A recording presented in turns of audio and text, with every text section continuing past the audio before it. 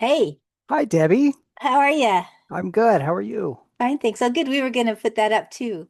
It's such a great banner. Thank Yeah. you. I did it myself. So we don't need to put it up again next time. Cool. How you been?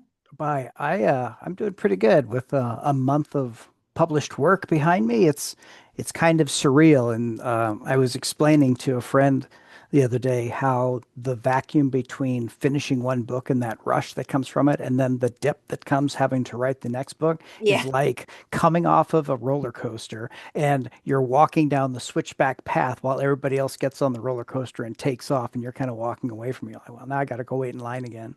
Yeah, but and also in addition to that, you've got to market the book.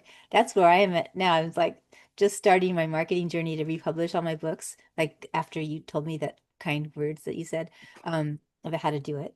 And so I'm like, but just not ready for that at all.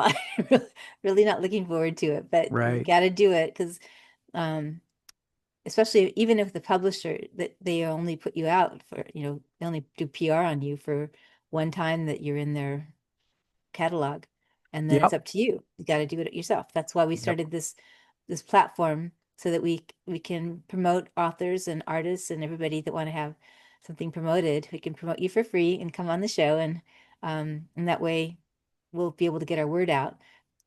We have to do it ourselves, and Right. it's fun to do it. Plus, it's fun meeting everybody, and it's fun to connect with you again. Are you Well, still work? I certainly appreciate the opportunity. So thank you very much for having me. This inaugural podcast, I suppose. Yeah, yeah. It's launching on July 23rd. Great. So, yeah. So, tell us about the Awakening Fire. It was so good. I really enjoyed it. It was just really the way you build your world, and they're so descriptive. It's just amazing. And the thing I was looking at it is it would make such a great video game. It just really lends itself to it. It's really it's like a journey, and I can see the levels, and I can see the goals and all I was Well, like thinking, it's funny that you say that. Originally, Cogs of Legend was meant to be a video game. mm, From 2010 till around 2018, I was trying to off and on get picked up as an independent video game developer. My mhm, background in art is with game art and design, and we never picked up funding to be able to do any of the projects. But one of the intellectual properties we had set up as we kind of spaced out the different genres of things we could do was a children's game that played a lot like Skylanders or Spyro the Dragon, and it was called Cogs of Legend. And with that, when you're a game developer, you have to make a lot of the content in advance. You have to plan everything out. There's called a game Bible, and mhm. it has the look, the style, the a little bit of dialogue, leveling, all that stuff that you had mentioned. And so when I had this in place, and I walked away because I had to get a day job, this authoring journey struck me around 3 years later, 2020, 2021, and I asked if I could take the intellectual property with me because I wanted to do steampunk, and that was the genre. And my co-partner at the time said he didn't have a problem with it, and I've got the copyright, so it was a match destined to be. Yeah, and I can see that eventually it's going to be a video game. We're just going to manifest that, right? Exactly, I want to exactly. Yeah, we'll play go it. backwards. Try to make a game, write a book, and then make a game. Yeah, I It mean, it'd went be out of order. so fun. So tell me about Awakening Fire. How did you get the idea? And tell me a little bit about your thoughts on it.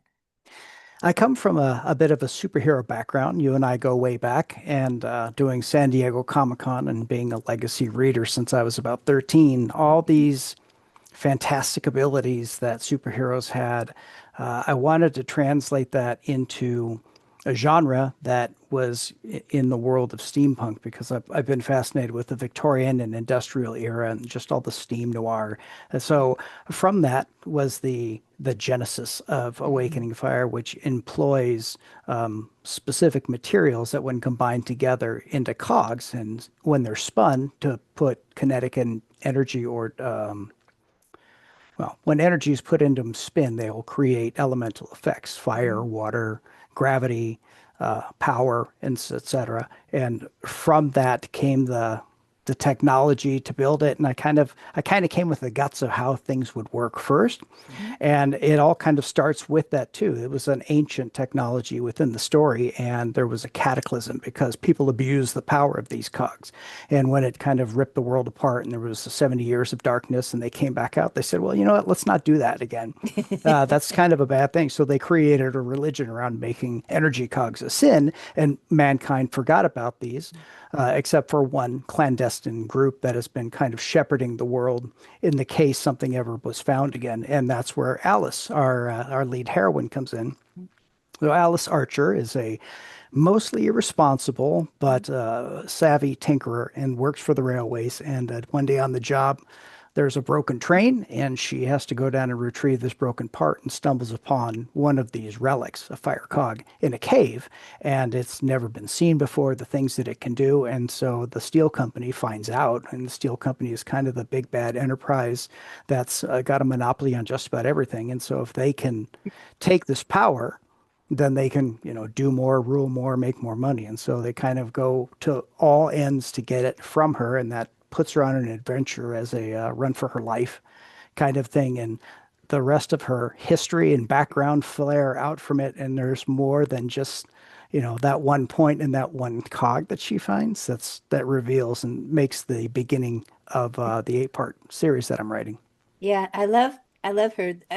She's not perfect, and she just keeps going and fumbles, and conversations are fun. It was really exciting to read. I really enjoyed it. It kept me enthralled the whole time.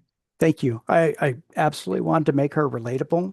Mhm. The term Mary Sue has been thrown around a lot Mhm. in different genres where somebody can do everything right the first time. And I wanted to keep as far away from that as possible. Yeah. Challenges as I'm going forward in the other books is as she's actually achieving these levels of accomplishment and becoming more confident, a better fighter, a better tinkerer, I still have to create those setbacks, Mhm. not only just to build her as a character, but to have those trials that the reader wants to root her to overcome.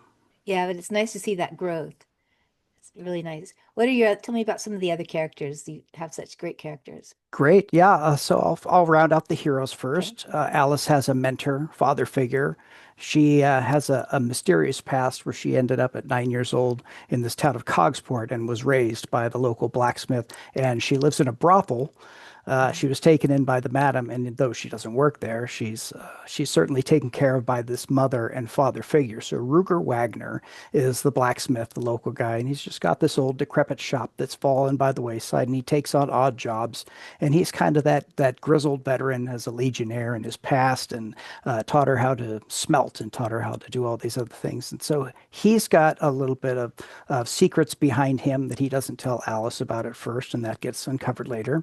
Her matron, Celine, who runs the Celine's Emporium, which is the brothel, is very much a scolding mother figure, but Alice kind of brings it on herself, and she's extremely, she's a very classy lady for all intents and purposes, also has an interesting background.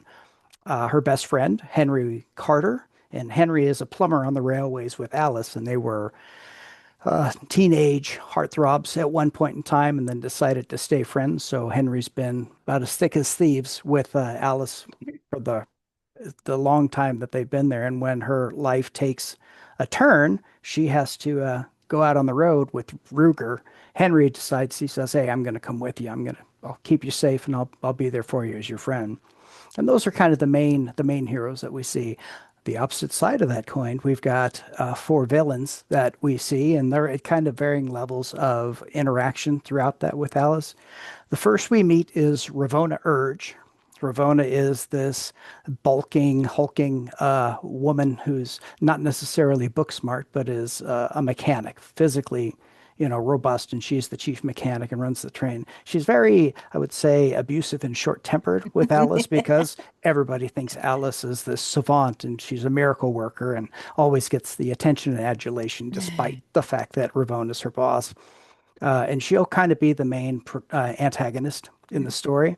The next two people we meet is Servo Switch, who becomes more of a villain, a more prominent villain in book two. And Servo is the COO, the Chief Operations Officer for Darius Steele. I'll talk about him in a second. But he's the guy who's trying to get the money. He's the guy who's Mhm. trying to make the company powerful. And he is a very black and white kind of person. If this is what we need, I'm going to go get it. He has no compulsions about doing things a little subversive or a little off the books to, push people or make people disappear to get what he needs in order to make the boss happy. His right-hand woman is Millicent Graves. Millicent is his legal assistant, and she's a little bit like that Baroness character from G.I. Joe, kind of that sultry but intelligent. I wouldn't necessarily say she's manipulative, but she knows her way around social circles, and she can Mhm. even sometimes work over Servo when she needs to get something that she Mhm. wants. And so those two are the two people that are hunting for Coglor. They're looking Mhm. for this knowledge that was lost so that the steel company can get rich. And all of that is for Darius Steel. Darius Steel is a legacy family bloodline that 150 years ago, when this one cog of legend, hence the namesake of the book, and the cogs of legend are these seven legendary cogs that I can explain later.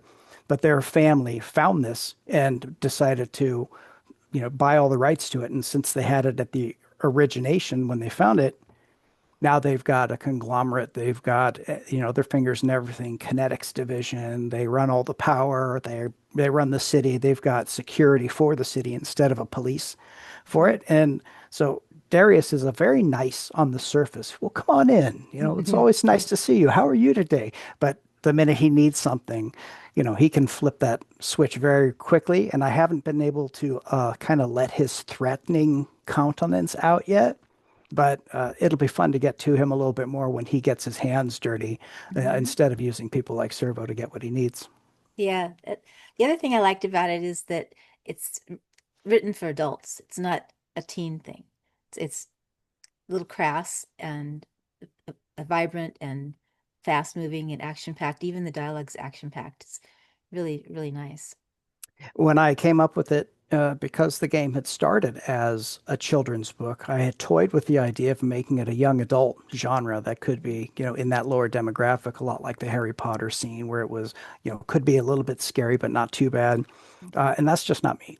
Yeah. I wanted to make an epic, and you don't make movies like Dune or, Marvel Infinity War by, not killing people or having Yeah. something that bad can happen. And so I found a happy medium. The original version of the book had a little bit more intense sensuality with some of the Hmm. characters and a lot more gore, language, and adult themes. Hmm. And after I got with my editor and I found some things, it didn't work too much to have it. It was getting a little too Game of Thrones. And so I throttled it back a bit to make it more just above PG-13. So the average age, I think, would be good, would be at least 15 and up.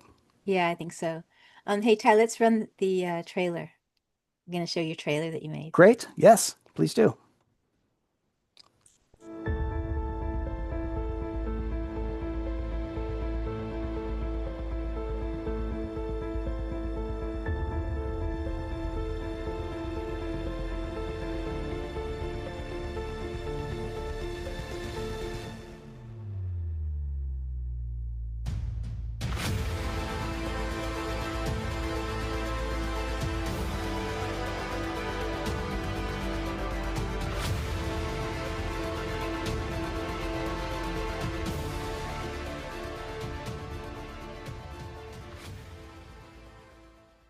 It's really cool. Did Ta-da. did you make that yourself? No, I had a commissioned videographer through Fiverr that I found produced that for me and took a little bit of finagling because there isn't a whole lot of Steam video footage that's kind of out there. So he put together what we could find that linked it well. And chronologically, it actually works pretty well. So I was very happy with how that turned out as the first trailer. Yeah, it's really great. Now your second book. Let's show the Tyler, let's show the cover of Awakening Fire. We're gonna we'll edit some out when edit parts out that we need to edit out. There you go. So this is Awakening Fire. Your cover's amazing. You probably designed this yourself, right? I did. I did. I used a lot of different programs to put that together. I've got a degree in art, and I'm kind of one of the old long tooths from when Photoshop was made, using that in Illustrator to do most of the design and layout work. And I got the imagery from um, an outside source. Nice. And let's show the second book that you have that you're writing now. It's on Kindle, isn't it? Your second book? Book two has it's listed as pre-order. Oh, it's pre-order. It's Okay. yeah, it's not really Not ready for print. And to give myself a little grace to write the third book and have some room in between, I'm trying to stay one book ahead. So it's pushed up pre-order till February. I'm really hoping to have it published by the end of the year.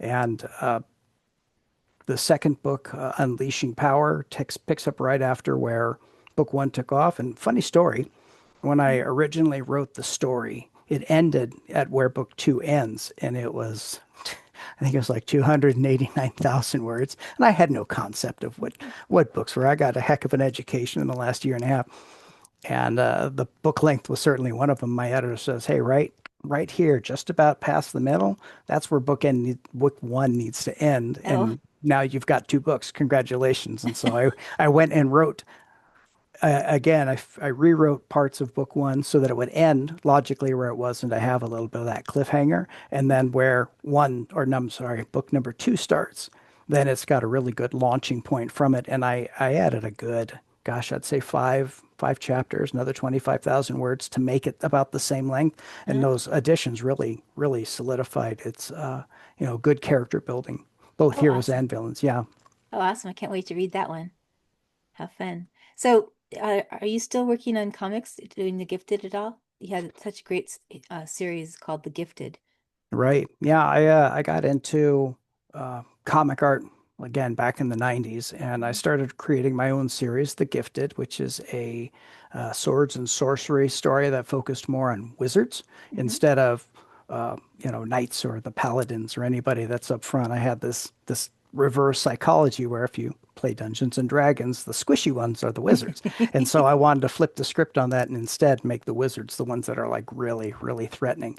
But yes, I had created it and written it as a six-issue series. I'm still working about halfway through on issue five. Hmm. So I've got about one and a half books left to draw. So I wrote it and I'm drawing it and then working with Q Publishing. He's acquiring the other talent for creating the final inks, fine-tuning the storyline, and then getting the colors for that before the whole thing will be published. Oh, that's great. I can't wait to read the whole thing. I read the first few issues and they're awesome. So, Thank you. how does you were in the Navy, how does your background in military work into your books? Yeah, that's funny. So I did 23 years. I lived the enlisted side, so the deck plate level at the working part, and then all the way up to the officer side for the leadership part. And all of those little nuances, understanding the mechanical side, electrical side of systems, and how big things can be. I mean, I know how aircraft carriers work from the top to the bottom. Wow. And so that mechanical industrial side, the perspective of the force needed, the power needed, that plays all into all the technicality that I created with Alice and the machines that happen in the Okay. steampunk world.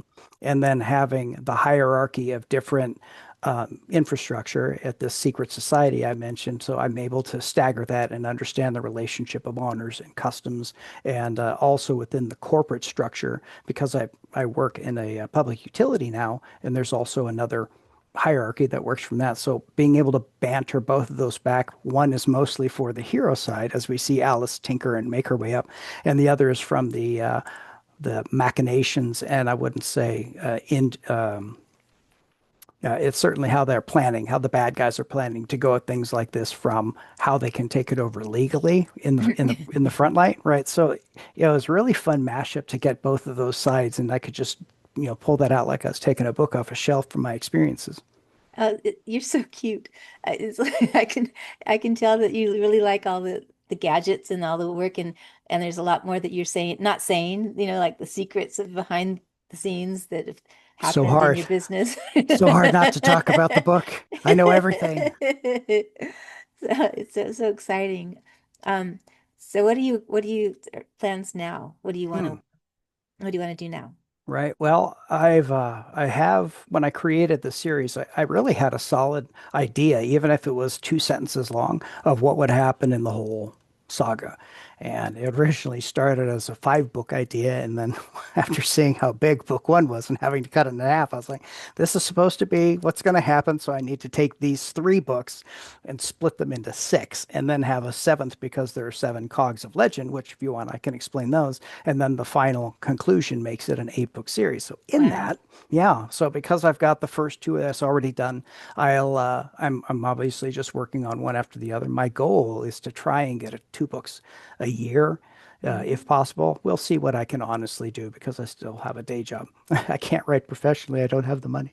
Yeah. Yeah, No, and no, what? no. Yeah, yeah. And so that's the goal is to just try and get the whole 8 book series out, and see where it goes. If there's interest in the series, I can go multiple ways. I can go back to a time frame when it was a different era with different characters. I can go forward based on what happens after the current characters have their existing relationships and what that leads to for a new era, or try and have adventures with the same characters. And if not, I've decided to keep it punk, keep it Hmm. punk. So I have steampunk. There's 2 other versions. There's a diesel punk, Hmm. and then there's cyberpunk. So cyberpunk is very futuristic, Blade Runner, et cetera, like that kind of a Okay. gritty future. And diesel punk is 1910-ish to Oh, about the wow. 1940s. So you think about that era where steampunk is 1880s to the early Okay. 1900s, the Industrial Revolution, but when heavy metal tanks and big machines and the choking gas and all that good stuff. So there's a dark, grittier feel that comes with it that I could do a different genre with all new characters as another 8 part series in either of those, which I certainly want to do both anyway. So that could be 3 different genres in 3 different series. Wow. Using the same characters? Oh no. No, Oh, okay. if it's steampunk, I'll try and stick with the people that I've created with Alice Okay. and Henry and bad guys. Well, they're such strong characters, they could really be plopped into anything and make it work. That's a great. That would be a lack of creativity. That's something it'd be an easy out. Hey, Alice. Well, that sounds like that's a familiar name. Really mean, yeah, Is that your really. hero in the cyberpunk world? Well, oh gosh, it just came to me. So you work at a utility company right now? I do. What do you do?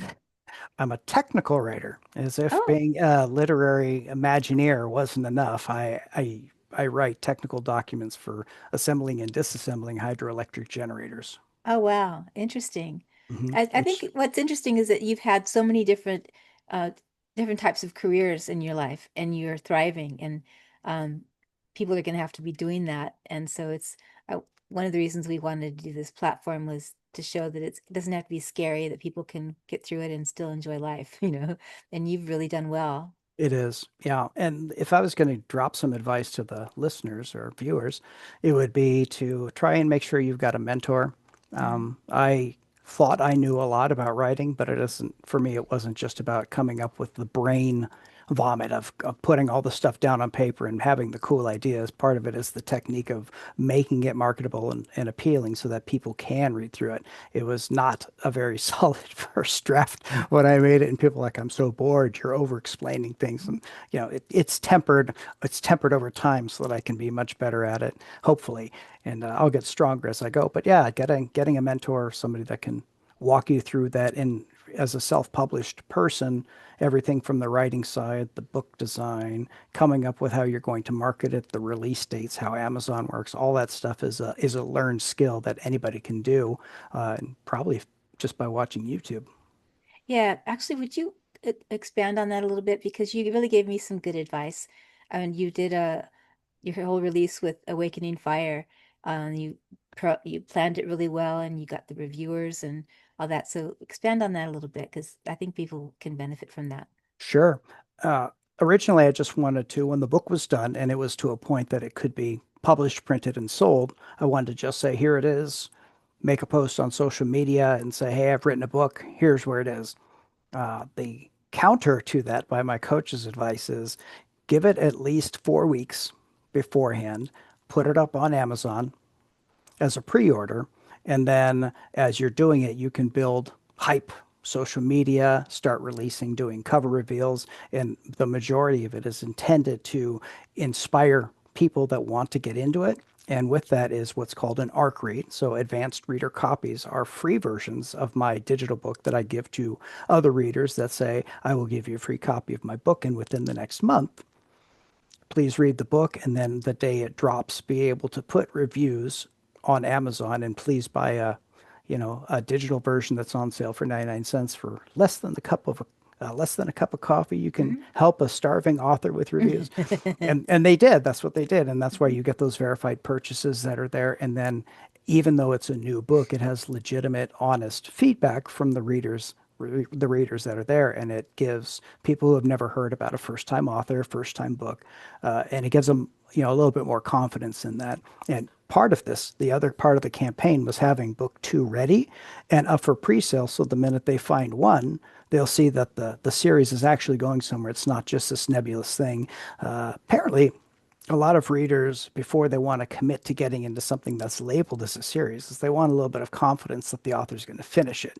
And by always having one book available or seen that it's coming out soon, even if it's going to be farther out but released sooner, it gives a little bit of that comfort zone that, okay, I can go ahead and get into this. So reviews and confidence, I guess, were the biggest things, and then giving enough time in between to make a social media presence, being able to have a landing page, which I'm not sure how many people know what that is. It's a one-page thing for a newsletter sign up, and you give away some of your books. Mhm. And for me, I made a short novella. It's about 15,000 words, and it takes place one day before this. It's a prequel of Alice and Henry as an adventure around town, and that way they can even get a free note of your style and see what the book's all about. And it all kind of leapfrogs together in chains into a pretty little, paper doll cutout. Yeah, and your website's great too. Pull up his website so we can see it.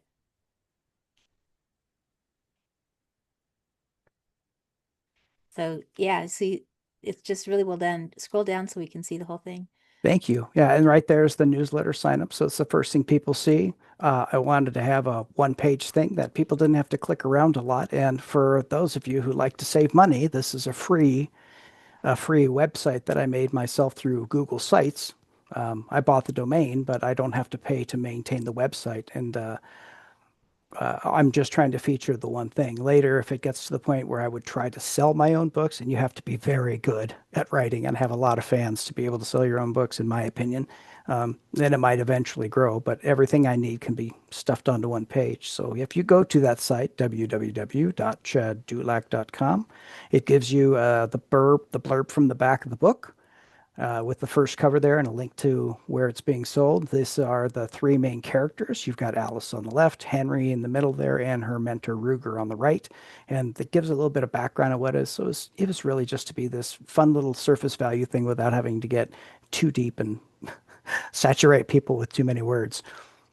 Yeah, it's awesome. And then I love this picture of you. Where'd you get that hat? My wife got it for me as I was putting together a steampunk costume. She Oh, found that one online and got it. I'm trying to get another one, maybe a little taller, a little Mad Hatter looking. And oh, that would be fun. Thanks, Ty. That's good. she said no. She said, "You don't need another hat. You've already got one." How funny. Well, anything else you want to add before we have to, our session ends? Gosh, I suppose I want to say thank you. There are so many people that take a chance, and trying to be an author is hard in its own right. I followed the statistics on how likely a person is to write a book and how many people start but never finish and how many people actually publish even though they finish writing it. And it makes me feel, like a very narrow part of that. And to put out something when Amazon has millions and millions of book titles, and that somebody stopped and decided to take a look at mine and decided to give it a chance, even if they don't like the genre. That's the biggest thanks I have is for the fans and for the people that are starting to get into it. And I'm doing everything I can to make sure that they are coming out on time so you don't have to wait in between too many books. And I will finish the series. So if you're ever curious about that, yes, it will get done. I'm not curious because I know you will, and I'm going to read them all. So thank you. And I want to play that video game too. I really want to Yeah. play it. I'll have So to I'll have to send you some of the concept art I had for it that I drew up. was Oh, really I'm good stuff. sure. I'm Yeah. sure. And the gameplay, the mechanics of the gameplay would be so fun. You could do so many things with your building the cars. I mean, that would be my favorite place is the garage. Yeah, right. You can customize your own ride. Exactly. Yeah, yeah, fun. All right. Well, thank you very much. Say hi to your wife, lovely wife, and I love you, and it's good to see you again, and hopefully I'll see you soon. So wonderful to see you, Debbie. Thank you very much for the opportunity. You're welcome. Bye, Chad. All right. Bye bye.